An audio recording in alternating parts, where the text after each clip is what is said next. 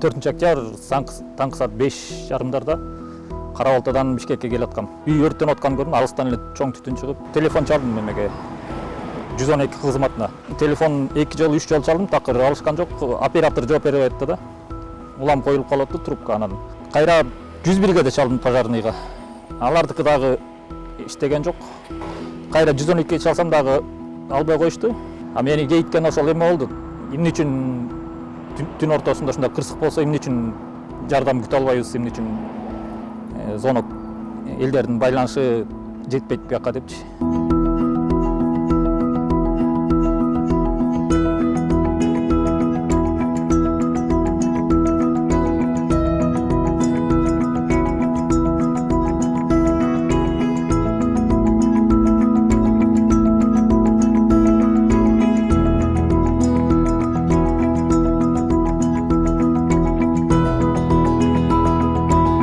Жалпы нөмөттө, күнүмдүк нөмөттө, суткалык нөмөттө 7 кызматкер иштейт. 7 кызматкердин ичинен бирөө сөзсүз түрдө бул 101 пожар менен өрт боюнча отурат. Постоянно республика боюнча келген өрттөрдүн баардыгын свод кылып, өзүнүн тиешелүү ыкчам нөмөт кызматына берилет. Андан сырткары 6 кызматкер ошол 112 системасында иштейт. Түнкү сменада 4 сааттан ошол эс алуу учурлары убактысы бар да, бул атайын бөлүнгөн.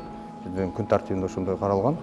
3 адам эс алууга чыгып кетет, 3 адам системада отурат түнкү саат эртең 6-га чейин. Анан түшкөн чалуу 5:20 келген чалуу боюнча, биздин абоненттен келген чалуу боюнча бир кызматкерибиз отчет менен отурган. Күндө келген звонокторду полностью отчетун жасайт да, эртең уже отчеттор даяр болуш керек. Статистический отчетторубуз бар өзүбүздүн базада.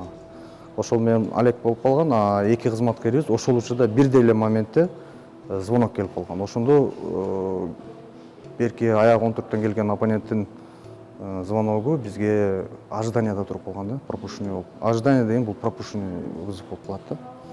Ошол менен алек болгон, анан бирок биз текшерип неме кылганда эң акыркы 5:26 звоногунда биздин кызматкер алган, бирок аягында алып калган, жүзүнө кызматы салмаспы дегенде бирок ачканда жок, анан ошону коюлуп калган.